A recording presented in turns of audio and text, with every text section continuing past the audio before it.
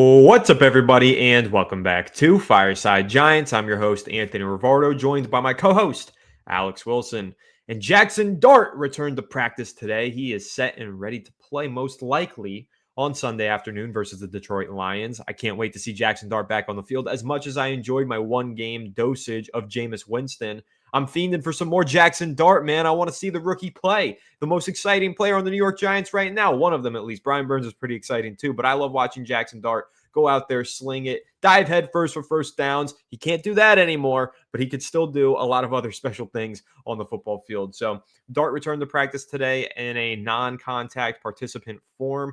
Quarterbacks are always non-contact in practice, so that makes sense anyway. But according to the reports, he's expected to clear concussion protocol this week, and he should start on Sunday versus the Lions. So that's big news, but also big news, the fact that the New York Giants offensive line doesn't suck anymore. The Giants offensive line is pretty good. They're well above average at this point, I would say. They have some players that are taking major strides forward, and as Alex said on Twitter, extend Carmen Bracillo for life. I know the Giants are likely, he said it in a much more poetic way. I'll let him say it when I hand the mic off to him. But I know that the New York Giants have had some troubles with their coaching staff this season. Let's put it that way. They're probably going to clean house. They're in the coaching staff department, that is.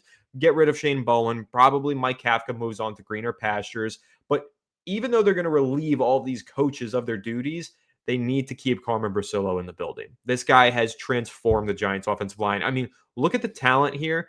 There's not a ton of it. You know, you wouldn't say that this is an offensive line that is supremely talented, but he is getting the most out of every single one of the players up front on this offensive line, and it is a joy to watch. So I really like Carmen Bracillo, and I'm really excited to dive into it. Alex, how are you feeling about the New York Giants offensive line and the way that they have battled their way back to competency?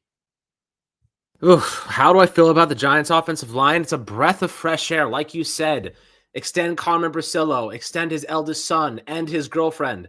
That is exactly what I'm doing about the Giants. Extend the whole family tree. I want his son. I want his son's son. I want his son's son. I want all of the freaking Bracillo family members under contract for the next decade. That is critical for the Giants. If you go look at the Las Vegas Raiders offensive line right now, Pete Carroll's son is doing the dumbest shit of all time over there. It is actually like, you want to talk about nepotism? That is like, oh my God, nepotism. It's so bad.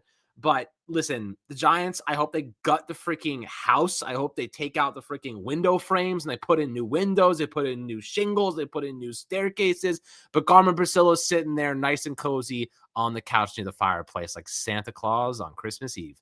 I think that that's what I really want from the Giants because, listen, this offensive line, I mean, listen, we take PFF with a grain of salt, but I'll give you the numbers just because that's the best we have to work with right now. They rank 7th in pass protection this year, according to PFF. They're usually 30th or 31st or 32nd.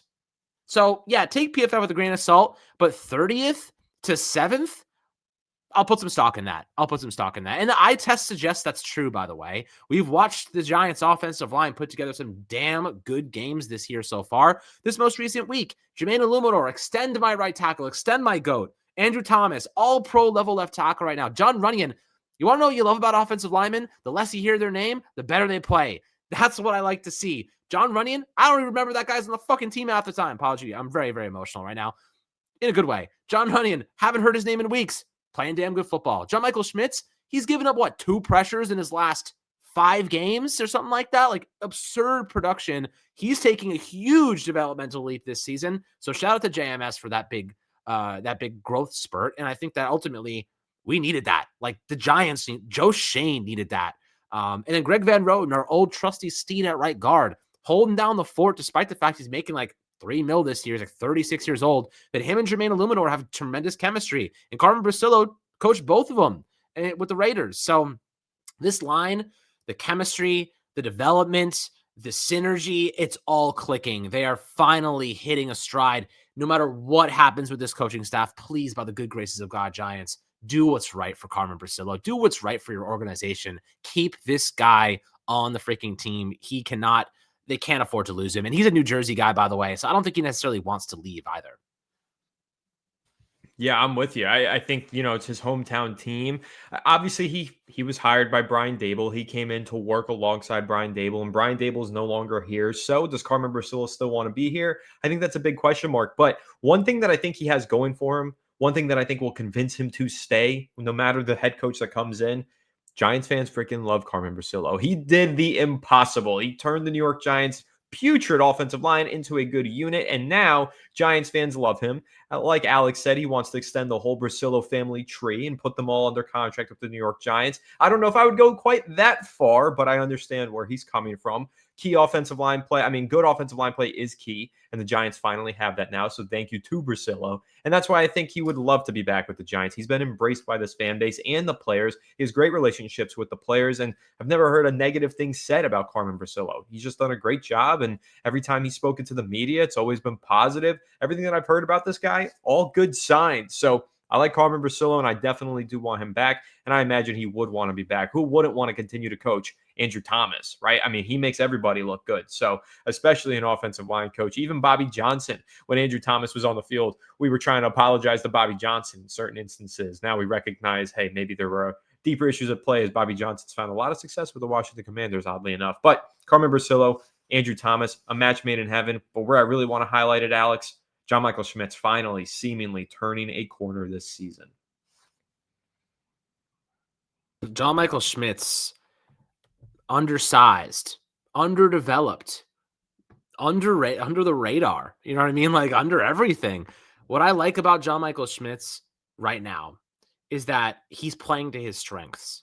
You know, we know he's not the most powerful player. We know he's not the most talented athlete in the world, but he's got the intelligence and he's quick. He gets to the second level effectively. Look, you're going to have to live with the fact that he's not the strongest guy in the world. You're going to have to live with the fact that some better defensive tackles are going to push him right into your quarterback from time to time. It's going to happen. But Carmen Bracillo, what he's done for players like JMS, and I think this is really what has worked for the Giants offensive line, is that they're working as a unit, right? They're working as one entity. And I think that that's the difference between being a losing group and a winning group, right? You can say that for the whole team, by the way. You know, a lot of guys are playing individually good football. Like, for example, you said it before, Brian Burns is playing phenomenal football, but the defense as a whole is struggling, right? You have to play as a unit. You cannot play in their individual units. Like Jermaine Illuminor and Greg Van Roten are an individual kind of duo in the offensive line. Like they have to operate at a high level for everyone to operate at a high level. You know, so JMS's best situation, the best reality he's kind of found himself in is that everybody around him is competent, right? Everybody around him is playing together, and that helps him win more. That helps everybody win more. When the guy next to you is changing every week due to injury or inconsistency, it's impossible to make progress like that. So I think that finally the Giants have consistency. Van Roten, Runyon, they've been healthy, knock on wood, and they've been consistent. And JMS is feeling the positive benefits of that situation. So I'm glad the Giants were finally able to do good in that respect. And Anthony, I think one of the most underrated storylines. You want to know what happens when players and units are competent? They tend to avoid ridiculous injuries. They tend to avoid stuff like that. So I'll give you good examples of that. Remember when Nick Gates snapped his leg in half because Bobby Hart got pushed right back into the backfield because he blew chunks? Incompetency leads to injuries. Remember when Andrew Thomas on a blocked field goal was chasing down a cornerback and pulled his hamstring, got knocked out for the whole season? Incompetency from other players resulting in injuries. The Giants are playing competent football on the offensive line, and they're staying healthy because of it. Go figure. Those things are that's a correlation. So the more competency you have across the board, the less injuries tend to strike. And I think that's something we're kind of seeing in real time right now. Yeah, I totally agree. I think that's one of the best points. I've heard you make it before on the show, but I love it when you bring that up because it's so true. Bad football leads to injuries. You know, you play poorly, you play lazily, you play with bad players around you, bodies get tossed around, people fall on each other. Bad plays lead to bad injuries. That's just the reality of football. Injuries are part of football, they're part of the game, and you can't avoid them. It's 100% injury rate in the NFL. You're going to get injured at some point, whether you play through it or it's devastating or somewhere in between, right?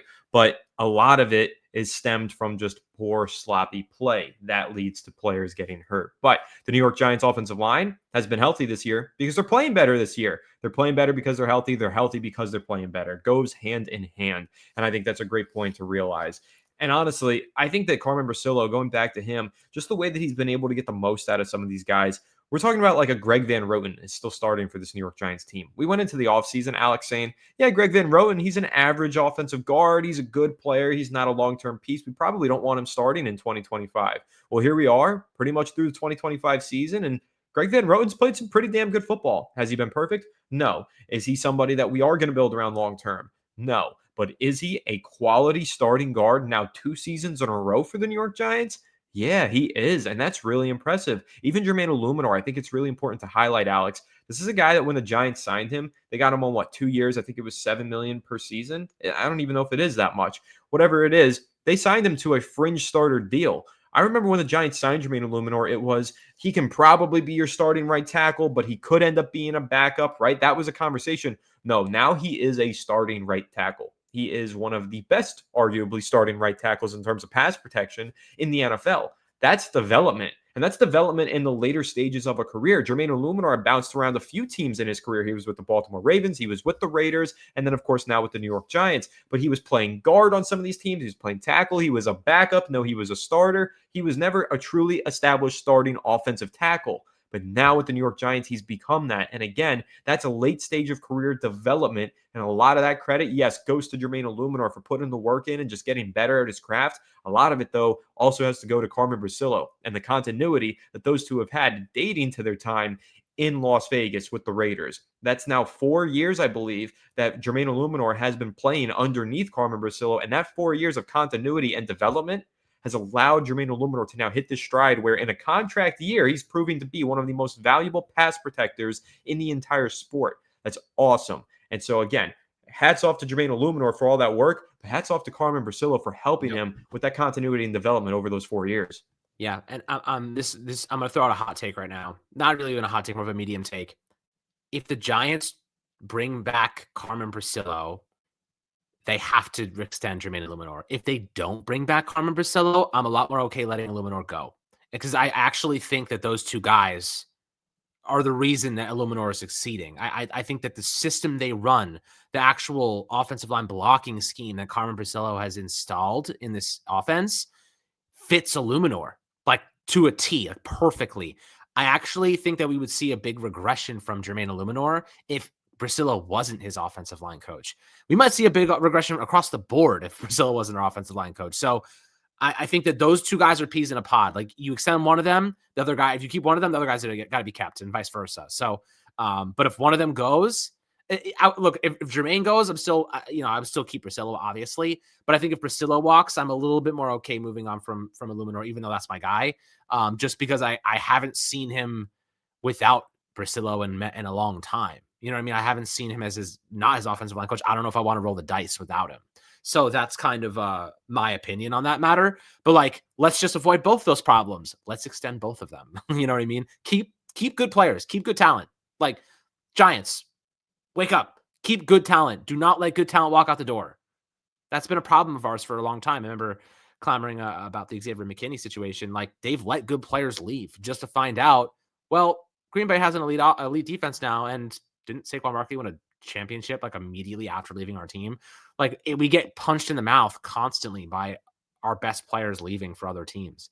So I'd like to keep them. I like to keep them moving forward. And guys, we got a rookie quarterback under a rookie contract. We got all the money in the world. Do not look at the cap space for next year and pretend like you understand what that means. Because I promise you, 2027 is what matters the most. And we have like $140 million. You can keep the cap hits lower in the first year of the contract in 2026. Kick him into the second year, and we have so much money. It's not even funny. Like, don't worry about what the numbers you look at next year. Don't listen to people that tell you that we don't have money because they do not understand the cap. It's true. Alex understands the cap better than anybody that I know who I talk football to. And when he says they have money in 2027 and that's when it matters, I take his word for it. And I've also looked at the books for the New York Giants over on overthecap.com, spot wreck, both of them. 2027, they're set to have a good amount of money. They might not have a lot this upcoming offseason, but they have a lot of ways that they can free up some money this upcoming offseason. And they have some extensions that they probably want to hand out. And that's going to start with Jermaine Illuminor. And it could extend over to Cordell Flotts, Wan'Dale Robinson. There are some serious extension candidates for the New York Giants. But right now, focusing in on that offensive line, they've got some big decisions to make. Do they want to extend Jermaine Illuminor? I think that they should. But do they want to go in a different direction? let's see what they do. They do have Marcus Bowe waiting in the wings. Will he be ready to go in the second season of his career? Even if he is, though, I think it's fine just leaving him on the bench to continue to develop and spending that money on Jermaine Illuminor for another couple seasons, because I think Illuminor really is just that good. I do think that the Giants need to continue to add talent to this offensive line, though. Even though we're talking about it, Alex, as being a great unit and how improved it is, they still could afford to add more talent at guard. They could afford to add a more long-term piece at right guard, especially. Maybe even find somebody to compete with John Michael Schmitz at center, because although he's been a lot better this year, he's turning a corner. Could they add some more competition, help him turn that corner even more, or potentially have a fallback option in case he regresses back to where he was last season? I think they do need to think about backup options for John Michael Schmitz.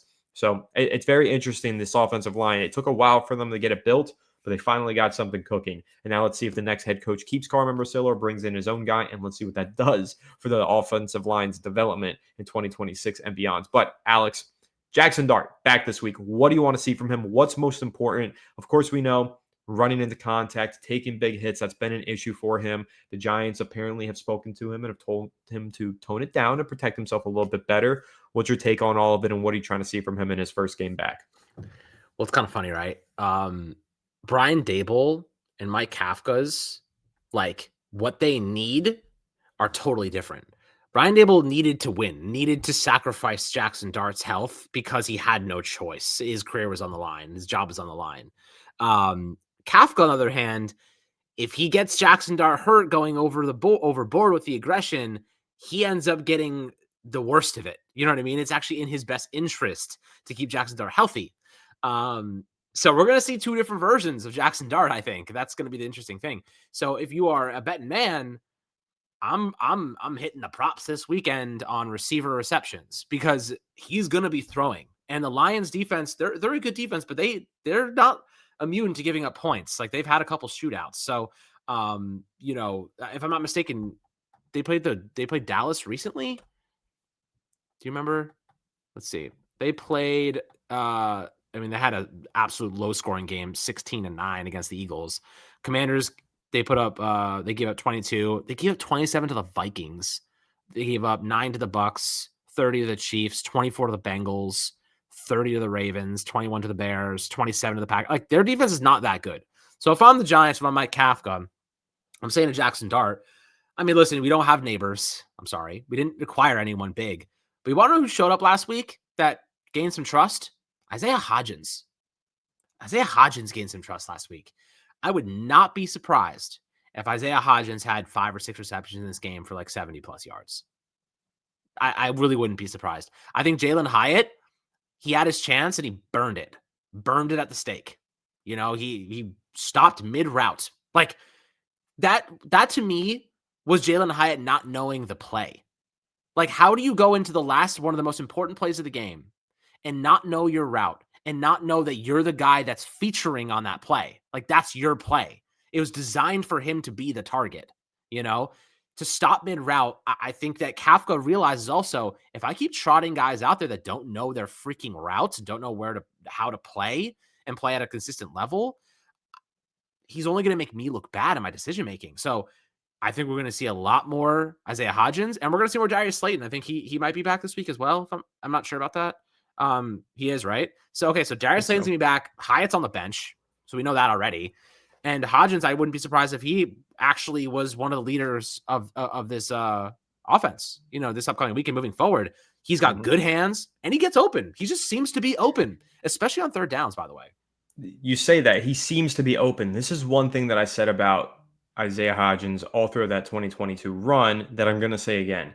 Guy has excellent spatial awareness. He just knows how to sit down in zones. He knows if he's running that backside dig, but there's a safety, okay, let me slow it down so that I can be more open in the first window. Okay, never mind. Let me speed it up so I'm open in the second window. Like, he's really good at that, reading the field like a quarterback from the receiver position and understanding where those pockets in the zones are. That's why he's always open, or he feels like he's always open, because he's really good at finding those pockets in the zones. And that's super valuable. That makes you a quarterback's best friend, especially a young quarterback like Jaxson Dart, who's going to be throwing into those windows. They're tight windows, and he's still a rookie, and he's still taking some chances thrown into those windows that he's maybe not always hitting properly or always comfortable with. But when you have a receiver that's really aware of those things, able to sit down in them or speed up into them, it makes it a lot easier for that quarterback to layer those throws in there and throw it with anticipation, knowing that the receiver sees it the same way that you do and that they will be there. And that's why Jalen Hyatt cannot be on the football field, because he does not understand that.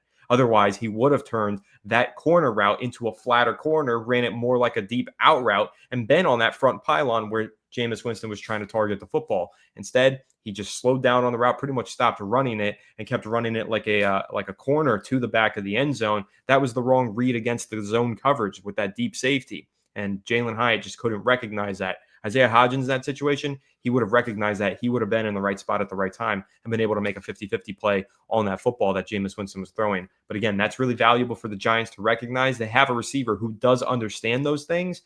Make him the primary target. Get Jalen Hyatt off the field. Have him go out there and make those plays. And Jaxson Dart is going to love that. And Jaxson Dart, credit to him all season long since Neighbors went down in week 4. He's been dealing with a pretty subpar group of playmakers around him, but he's been finding ways to get the job done. Now let's see with Isaiah Hodgins if that can help boost things for him. I really think it could, because again, I think he's just that kind of receiver, quarterback's best friend. Yeah, absolutely. I mean, listen, again, don't know why he wasn't here earlier. I don't know why it took Dable getting fired and little Jordan Humphrey signing with the Denver team off our practice squad or whatever. I don't know why it took that long to get Isaiah Hodgins in here. Hodgins is better than little Jordan Humphrey. Like, he's better than, another semi-hot take. I think he's better than Darius Slayton. Like, that's actually where I'm at. Like, Darius Slayton is I know that, like I said, semi-hot take, but I think Hodgins actually is a better overall player than Darius Slayton, who is more of a one-trick pony to me. I don't think he actually does that much. And I think that Hodgins has better hands, by a significant margin, unless Slayton's catching with one hand. In that case, he's better. So yeah, that's to be fair. Slayton's last time on the field versus Chicago, he was playing out of his mind before he got in. He was, but for $13 million per year, I want more of those games. I want 4 or 5 of those games a year. I get 1, 1, 2, maybe. It's an anomaly. I'm like, holy crap! Where is this guy? Why can't he do this every single week? Also, I'd also like to throw out there that the Bears defense is one of the worst when it comes to downfield passes in the league. So they're especially susceptible to his type of play. But I think Hodgins is actually a more well-rounded player in terms of he's bigger, he has better hands, he finds himself open, he sits down in zones, he's smart, he fights for extra yards.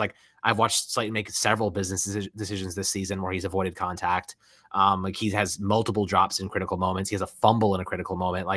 He just has not showed up. And unfortunately, that is a detriment to the team. So maybe it is a hot take that I think Hodgins actually is a better overall, well-rounded player.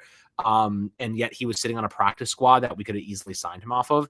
I really wouldn't be surprised if him and Jaxson Dart developed pretty decent chemistry over the last couple of weeks, and I actually would keep him around next year as well. I don't know why the Giants hate keeping decent players that are good depth pieces. They're just one of the weirdest teams with that. My theory on it with Isaiah Hodgins, Alex, is that he and Dable had bad blood. Because Isaiah Hodgins, after that 2022 season, he should have been a focal point in the offense in 2023, and instead he was completely phased out for some reason. Yep. A reason that none of us understand, because he still was arguably the best receiver on the roster at the time. Instead, he got phased out of the offense, barely targeted, barely utilized in the passing game, and then all of a sudden he's no longer on the team come midway through the 2024 season. So why was he phased out? How did his role diminish that greatly when you look at him now, 3 years later, he looks like he's the exact same player. He still looks like he is that talented. He hasn't lost a step. So I honestly feel like he could have been back with the Giants sooner if the Giants fired Brian Dable sooner. That's truly what I think it is. Yeah. You want to know the funny thing is, what type of player do you usually target on third downs or fourth down conversions? Usually you target your best receiver, right? Let me just tell you something. Isaiah Hodgins is not an amazing player. He's a practice squad player for a reason. But every single third down passing attempt and fourth down attempt that the Giants had that they were putting it in the air, it went to Isaiah Hodgins. You want to know what happened every time? He converted. That's really valuable in the NFL to have players that I'm going to throw this guy's way in a critical moment and they're going to make a play. He's going to be open. Just find him. He's going to be open. Jaxson Dart's going to love a guy like that. I promise you, he's going to love it. Because also Jaxson Dart's deep ball this year has been very spotty. So he's going to want to find guys that are open on the backside dig routes. Guys are going to be open and sitting down into space and just smart coming back to the football, big targets, lots of catch radius. Like I really do think that, like, you can hold me to it. Hodgins and Dart are going to develop some really good chemistry over the next 7 weeks. I think that's going to be really an interesting storyline to watch, and I hope they do, because I'd love to keep Hodgins around. He's a good football player, and I really do not understand why he hasn't been here since week 4 when Neighbors went down, or week 3. So like you said, the playmakers are not great, but we need guys that can catch, and unfortunately, we have a whole bunch of guys who can't catch. So Hodgins is kind of a breath of fresh air in that regard, at the very least. Yeah, I totally agree with you. I'm excited to see the Dart to Hodgins connection, and I'm excited for Jaxson Dart to be back on the football field. He needs to protect himself a little bit better. And one thing that I've said on Giants Collective, Alex, that I'll share with you, it's not a problem to me that Jaxson Dart runs the ball a lot. It's not a problem to me that he runs into contact sometimes. The way that he runs into contact is the problem. So let me put it this way. When you watch Patrick Mahomes, I use Patrick Mahomes as the example because both players, Dart and Mahomes, are 6'2", 225. That's how he's built. He's built like Mahomes. Watch Patrick Mahomes run. He's really good at protecting his body, but he doesn't shy away from contact either. He puts his shoulder down and he does hit people. He lays out some hits quite often, but he's also really good at picking and choosing his moments, and that's what Dart needs to study. Jaxson Dart really needs to watch more Patrick Mahomes film, but not when he's throwing. That helps too. But watch him when he's running, because watch how Mahomes picks and chooses when to slide. But also, when Mahomes runs into a cornerback or a safety, he doesn't run through them and try to keep running afterwards. He does the tactic where you put your shoulder down and fall forward for a couple extra yards. Mm-hmm. So you're not really inviting extra contact. You're delivering some contact and going down. When Dart runs, he likes to run through people like he's a running back and stay up and keep fighting. And that invites one person to hit him, no 2 people, no 3 people. Now he's getting clobbered and gang tackled by 3 different guys. That's the problem. And that's what Dart needs to differentiate. When to run through guys, which is very rare that he should ever have to do that, maybe 4th down on a playoff game. When to fall forward with extra contact, and when to slide. There's 3 different ways of picking up the yardage with your legs as a quarterback. And again, watch Mahomes, because he's mastered all 3 of those. He does all 3 of them, but he picks and chooses the right moments. That's what Jaxson Dart needs to learn. Yeah, I'm going to throw another angle out there for you. Why does Patrick Mahomes protect himself more when he runs? Because he knows that he's probably going to win anyway. You know what I mean? Like, he's like, okay, I'm not going to take these hits, because even if I don't get this first, even if I don't, make it down and score right now, I'm going to come back and do it the next drive anyway. I think part of why Jaxson Dart has been a little bit too aggressive is because he doesn't actually believe his team is going to win. You know what I mean? Like, he fights because he's trying to inspire the whole team, but that's not his job. You know what I mean? His job isn't to lay out a hit to inspire the defense. The defense should just be playing good football anyway. You know what I mean? It's not his job to try to set the tone in ways that are unnecessary. Go down, score points. That is your job. Do not lay extra hits. Do not compromise your health in ways that are unnecessary. He does it because he feels like he has to. Patrick Mahomes protects himself because he feels like he doesn't need to go overboard. He knows that he's going to be in this game. He knows the defense is going to help him out. He knows he can trust everyone around him. When Dart still starts to feel like he can trust everybody around him and he doesn't have to do those things, then he will start to be a lot smarter with the football. But the Giants also have to do him a favor and stop running design runs. I know it works well, but he's also throwing the ball at such efficient levels. You don't need to do that stuff. Like, he is executing at a high level, and the run game last week was really good. Use Dart as bait now. Now they know, okay, Dart can run. Let's do some actions. Like, let's do some zone reads. Like, let's use him as bait instead of the actual ball carrier. And use him. You can even design some good screen passes this way too. So, like, this is where we need to see Mike Kafka go into his bag. This is where we need to see Mike Kafka actually be the play caller that he believes he is. And we know we've seen him execute at a high level before. Use Dart as bait. Do not compromise his health. It's as simple as that. So I think this is where we see how good Kafka can actually be. And if he doesn't live up to the expectations and he flops, well, we have our answer. Right. Evaluation period for Mike Kafka over the next several weeks, but now we get to properly evaluate him with the New York Giants franchise quarterback under his tutelage, Jaxson Dart. So excited for Dart's return and excited to see him play behind this great offensive line and under the tutelage of interim head coach Mike Kafka. Of course, we'll keep you guys updated with any more injury updates on Jaxson Dart and everything else in between. So make sure to leave a like if you enjoyed, subscribe if you're new, and ring the bell so you don't miss an episode, and comment your thoughts down below in the comment section. If you listen to Apple or Spotify, make sure to leave us a 5-star review and go ahead and follow us on all of our social media channels at Fireside Giants. Without further ado, we'll catch you on the next one. Have a good one, and let's go New York Giants.